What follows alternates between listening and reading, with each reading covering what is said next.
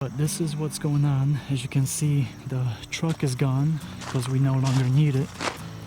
That was a 1974, by the way, if you were wondering what year that was. So that thing is older than I am. And walking up to the house, you can see I finally have some posts, so it doesn't just magically float. So see, I got some posts here. As you can see, I also installed these things. I just slapped them on. I still gotta adjust them, but that'll be done after I paint the door, because usually what I do is I paint the door first and then I put everything on, so it's easier to paint. And I don't know if you can tell, but my brain does hurt today. Somebody decided it was a good idea to call me at 5:08 in the morning and woke me up, and I fell back asleep and my brain still hurts. So I'm not having a very good day, but this is what we're gonna talk about.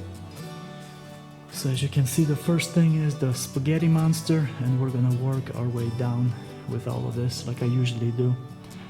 So let me take you to the spaghetti monster to show you where it originates. So I got some light. I got a light hanging up there, so it's a little bit better because it's usually dark over here. So this is where my spaghetti monster originates. See, basically the electrical panel.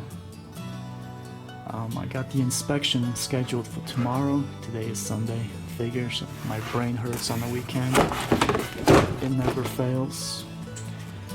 So that's where the electrical panel will be. Let me kind of walk in a corner and give you an idea of this room. So here, because I don't think you saw this before, the heating and air unit. This room will be conditioned, so the unit is going to sit here. And then, as I told you before, I think I did, this is where the water heater is going to be, where you see the two pipes sticking out. So that's basically how this room is planned out. So that's this room. Let's walk in to the closet here. This is how it turned out. I'm in a corner. So that's the space for the closet, about 5.5 feet by 11. This is where all the guts from the heating and air start out. It's framed out, so drywall can be put here, and you have something to screw the drywall to. And then, since I'm already here, I might as well show you. See this stuff underneath the tub?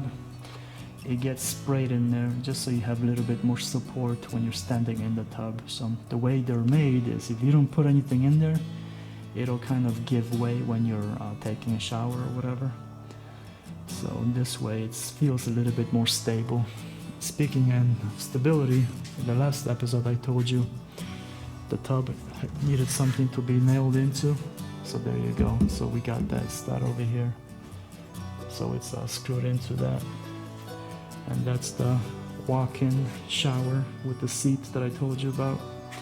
And as you can tell, I'm trying to see the light coming on. It's funny.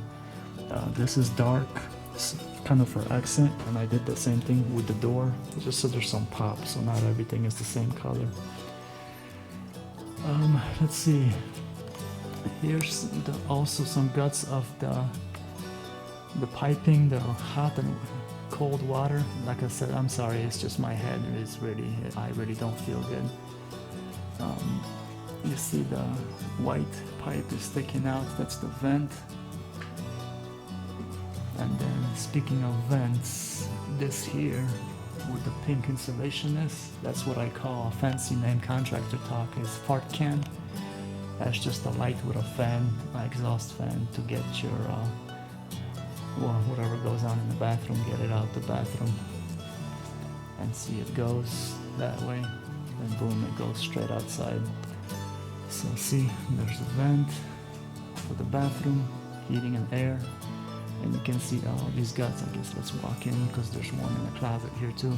Today's episode is going to be a little bit detailed, because all this stuff is going to get covered by insulation. Once we pass inspection, all this is going to get covered, so you're not going to be able to see it. So that's pretty much this side. Let me show you. Well, this is my fancy electrical system that I got going on. See, I got the baffles in, those pink things. That's just how I roll. And And those things are anywhere from $1 to $2. It just depends how many of them you buy. And the reason, I'll show you, I have one on the floor over there so it's better. This is what directs your air from the soffit. Your house has a chance to breathe.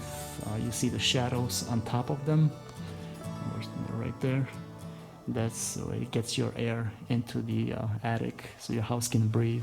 Because if you put the insulation, these are just regular common trusses, flat trusses. If you would put insulation right there in that corner, it would get tight in there and it wouldn't let any air in. So that's why you want to put the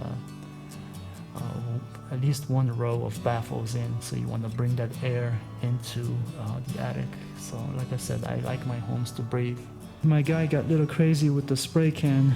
He decided to mark all the outlets and everything for the guys when they do drywall. It's not really necessary, but he's going a little bit overboard, which I like. There's nothing wrong with it.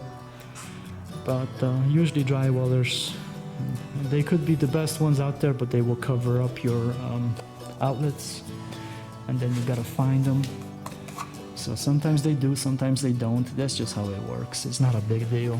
They're not too hard to find, especially if you take pictures or video it, you know where it is. This is going to be the return for the heating and air. So there's going to be a grill on here. They wanted to put the grill up top in the gable for the return, and I just didn't want to do that because I don't like how that looks. So I decided to go right here. It's a perfect spot for it. Usually that's where they go. On the other side of that is the closet. And so you got everything for the smoke detectors. It's wired, because nowadays they have to be hot wired. So it has to be connected, not just battery, but they have to be hardwired. That's what I meant, not hot. Heating and air controls. The agenda here, you see the two boxes for the top. That's going to be for the TV, all the internet and everything on there. So what else? Builder's risk, that's the insurance policy that I buy as a builder, and it's $375 for a year, and it covers everything that basically can go wrong when you're building a house, including vandalism and things like that, because there are some people out there who are very special. And so don't forget about this. This is the telephone line. I figured I'll put one in the house. I don't even know people anymore that use regular telephones. Everybody's on a cell phone, but I put it in there. Let me show you here. That spray situation, that's how it looks from this side. So that's what I was talking about with the bathtub when you're walking in there. What you see there in the middle of your screen, that box right there, that's going to be for the refrigerator, the water for the refrigerator. And then on the floor, that gray one over there, that's going to be for the range, for the stove, the electrical line for that. And then you see the water where it's coming in for the sink and then the dishwasher. And then all the spaghetti monster business going, you can see all of that right there, going from one house to the other. And like I said in the other episode, that's the benefit of using trusses. You can do this. You see that shadow underneath, how I placed it? You can get an idea of how much air can get in, move in and out. So that's what I mean with those baffles. And like I said, they're about $1, $2 a piece, depends where you get them and how much of it you get. So you got more water lines running and all that stuff. It's kind of hard to tell here. Here's a good example. They put a little compound. You see where the pipe ends at the top? There's a discoloration. That's just so your pipes don't rattle. Here's the vent for the washer dryer. Like I told you in one of the first episodes I've made, that's the way I like to do it, because this is all you have. This is actually going to get trimmed eventually, so it's going to be even shorter. But see, you don't have to run all crazy kind of piping to exhaust for your dryer part. So that's what I like doing. Just put it next to the exterior wall, so it's nice and easy to vent it. And this section, You see where I got the pipe insulation laying down? That's how that looks, just so you have an idea. And the insulation is used so your pipes don't freeze. So today's episode is going to be pretty detailed, but that's about 27 inches from the wall. So technically, if you take this wall out that I have dividing this thing, you can stick a water heater here, and then your furnace can be where I originally planned when I showed you the first episodes. So technically, this could be made into a one-bedroom house. So let me walk over to the other side. So like I said, this would be your furnace area. Behind it, you can put the water heater, and then you would have the washer dryer over there. So you can stick all three things in here. And see, if you did it that way,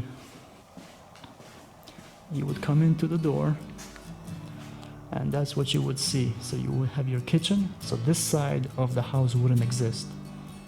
It would be just basically that kitchen with a door. So you got your two exits. So everything is up to code and it looks good. And then you got your bathroom right there to the right. You got your bedroom to the left, and then a closet.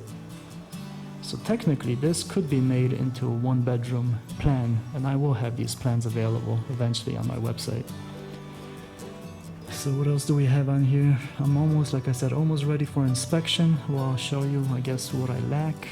Wasn't done, but it's no big deal. It just take a minute to do. This fart can over here, as you can see, it's not vented, so that's what needs to be done. So that's not a big deal. And oh, can I squeeze through here? Oh my goodness, I can. And see, this also has to be framed. See, if you put drywall, you can't nail into this, so there's gonna have to be a wall here. So that needs to be done. So that's one of the things that's lacking. And this closet, I'm standing against the wall, so it's about 5 feet, 5.5 feet by 2. That's what's left over after the return gets put in here. And there's going to be a bifold door right there.